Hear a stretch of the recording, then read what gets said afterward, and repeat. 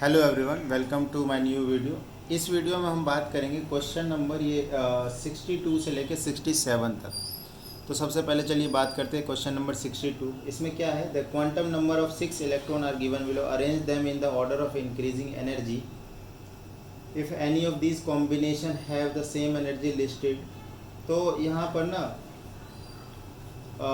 6 combination दे रखा है quantum number का, तो इंक्रीजिंग एनर्जी के ऑर्डर में अरेंज करना है। तो देखो, एनर्जी क्या होता है, डायरेक्टली प्रोपोर्शनल होता है n+l वैल्यू। इसको हम लोग n+l रूल भी बोलते हैं। तो n+l वैल्यू जिसका ज़्यादा होगा उसकी एनर्जी ज़्यादा होती है। अगर मान लो कि दो ऑर्बिटल का n+l वैल्यू सेम आ जाए तो फिर आप देखेंगे कि n की वैल्यू जिसकी ज़्यादा होगी उसकी एनर्जी ज़्यादा होगी। तो देखते हैं, इसमें जो फर्स्ट वाला है n+l की वैल्यू हो जाएगा 4 + 2, ये वैल्यू होगी 6। सेकेंड में हो जाएगा 3 + 2, ये होगी 5। थर्ड हो गया हमारे पास 4 + 1, ये होगी 5। फोर्थ पार्ट में हो जाएगा इसका 3 + 2, दैट इज़ 5। सब में आप NCERT से क्वेश्चन देखेंगे, n और l को मैं बस ऐड कर रहा हूँ यहाँ पर, और कुछ नहीं कर रहा हूँ। इसमें हो गया 3 + 1 4, and sixth one is 4 + 1 is 5। हम देख पा रहे हैं कि सबसे ज़्यादा एनर्जी कौन सा है, ये 6 है। तो जो फर्स्ट केस जो दे रखा है उसकी एनर्जी सबसे ज़्यादा हो रही है। और उसके बाद देखो 5 वाले हैं 3, 1 2 3 4 है इवन। तो मैंने बोला कि n+l वैल्यू सेम हो जाए तो n की वैल्यू को डोमिनेटिंग फैक्टर मानेंगे, जिसका n ज़्यादा हो उसकी। तो यहाँ पर देखो, ये 3 + 2 4 + 1 3 + 1, देखो ये 4 वाली वैल्यू है ना, ये 4 + 1 और 4 ये दोनों तो सेम ही है। तो 3 = 4 कर दो। उसके बाद देखो ये वाली वैल्यू आ जाएगी, ठीक है, और ये दोनों सेम है। तो मतलब 2 = ये आ जाएगा आपका 4। अच्छा, ये था 5 और ये हो जाएगा 4। नाउ लास्ट में क्या हो जाएगा, 5th वाला। तो ये ऑर्डर रहने वाला है, ठीक है। बाकी यही था, इसमें और कुछ ज़्यादा नहीं है। पूछ रहा है कि किन दो ऑर्बिटल्स की एनर्जी सेम है। तो देखो बेटा, ये वाला ऑर्बिटल और ये वाला ऑर्बिटल, मैं ऑर्बिटल के बारे में भी आइडिया दे देता हूँ। यहाँ पर देखो n की वैल्यू क्या है, 4 है, और l की वैल्यू जो है वो 2 है। तो यहाँ से जो ऑर्बिटल बनेगा 4d बन जाएगा बेटा, है ना। देखो l की वैल्यू 0 1 2 3, इसके लिए 0 में s होता है, 1 में p हो जाता है, 2 में d हो जाता है, और 3 में जो है वो f हो जाता है। उसके अकॉर्डिंग हम ऑर्बिटल भी पता कर सकते हैं। जैसे देखो, इसमें जो है n की वैल्यू 4 है, l की वैल्यू 1 है, तो ये 4 हो गया, और l की वैल्यू 1 के लिए देखो p, तो ये 4p ऑर्बिटल हो गया। ऐसे देखो, ये वाला अगर हम देखेंगे, n की वैल्यू जो है वो 3 है, l की वैल्यू ये 1 है। तो अगर हम देखें तो ये 3 और 1 के लिए क्या p हो जाएगा, तो ये 3p हो गया। अब इसके लिए बात करें तो n की वैल्यू जो है वो 3 है, l की वैल्यू 2 है, तो ये 3d हो जाएगा। तो ऐसे हम ऑर्बिटल्स, तो मतलब ये सेकंड थर्ड में और फिफ्थ में जो ऑर्बिटल है उनकी एनर्जी सेम है, और सेकंड और फोर्थ में जो ऑर्बिटल है उनकी एनर्जी सेम है, ठीक है। तो इस तरीके से ये एनर्जी n+l रूल से हमारा हो जाएगा। Now question number 63। The bromine atom possesses 35 electron. It contains 6 electron in 2p orbital 6। देखो 2p में 6 इलेक्ट्रॉन है, मैं लिख ही लेता हूँ, और 3p में भी 6 इलेक्ट्रॉन है, एंड 5 इलेक्ट्रॉन इन 4p में कितने हैं, 5 इलेक्ट्रॉन है। Which of these electron experience the lowest effective nuclear charge. Lowest effective nuclear charge, देखो लोवेस्ट किस पे होगा, जो सबसे लोवेस्ट इफेक्टिव न्यूक्लियर चार्ज, तो जो सबसे जो बाहरी शेल होता है उसमें कम होता है इफेक्टिव। जैसे जैसे आप न्यूक्लियस से दूर जाएंगे तो ये जो होता है ना, इफेक्टिव न्यूक्लियर चार्ज जो कम होता चला जाता है। तो देख लो, एक सेकंड ऑर्बिटल है, सेकंड शेल है, एक थर्ड शेल है, एक फोर्थ शेल है। तो 4 वाला जो ये आउटर मोस्ट शेल है, ये क्या है, आउटर मोस्ट शेल। जो सबसे आउटर मोस्ट शेल होगा उसकी उस पर लगने वाला इफेक्टिव न्यूक्लियर चार्ज लीस्ट होगा। तो दैट मीन्स कि जो 4p है, 4p ऑर्बिटल, उसको उस पर जो इफेक्टिव न्यूक्लियर चार्ज लग रहा है वो दैट इज़ लीस्ट, ठीक है।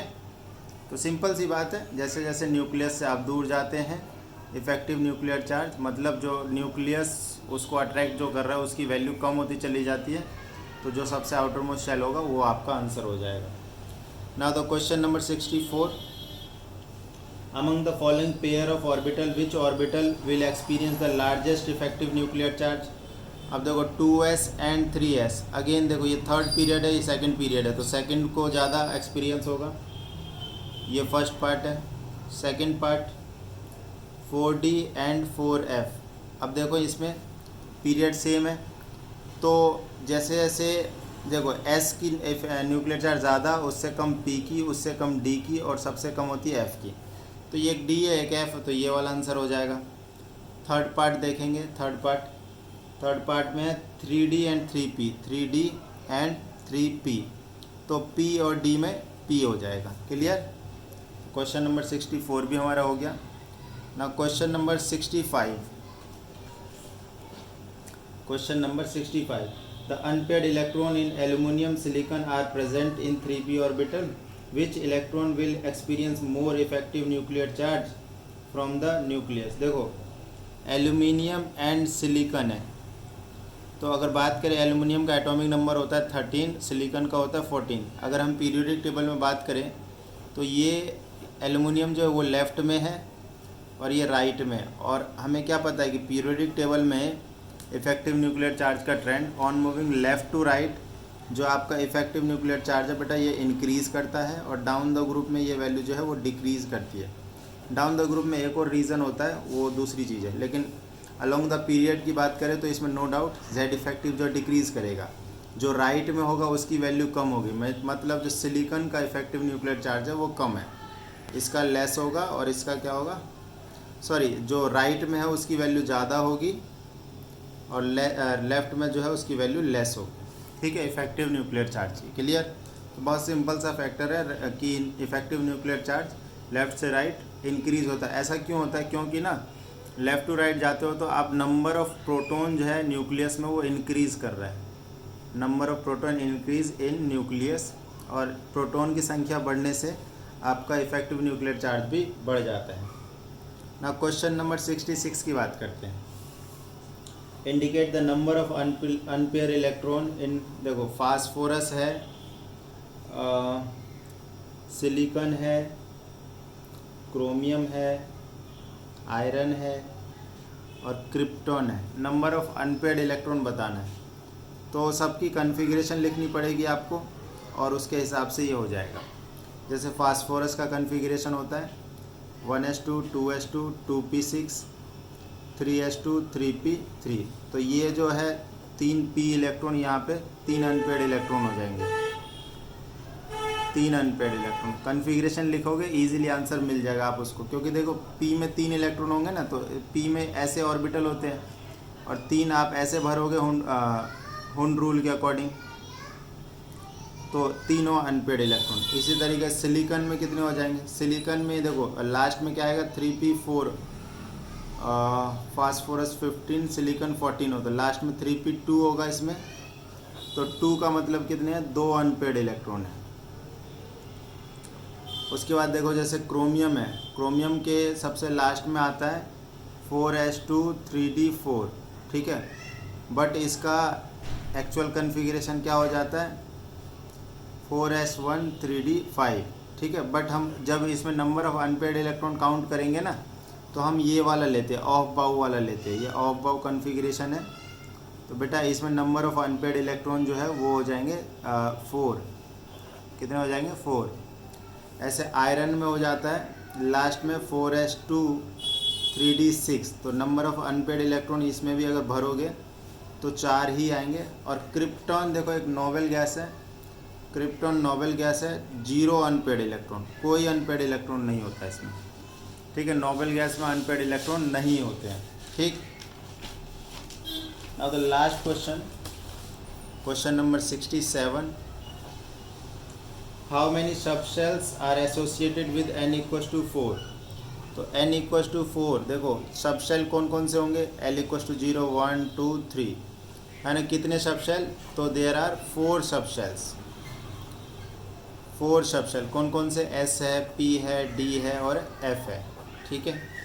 चलिए आगे बढ़ते हैं। How many electron will present in the subshells having M S value, देखो एम एस वैल्यू दे दिया -½ और n की वैल्यू दे दिया 4। देखो n की वैल्यू 4 में नंबर ऑफ इलेक्ट्रॉन कितने हो जाएंगे, नंबर ऑफ इलेक्ट्रॉन हो जाएंगे 2n², दैट मीन्स 2 × 4 का स्क्वायर 32। कितने इलेक्ट्रॉन, 32। अब 32 में से आधे इलेक्ट्रॉन मतलब 50% इलेक्ट्रॉन होंगे +½ वाले और 50% इलेक्ट्रॉन होंगे -½ वाले।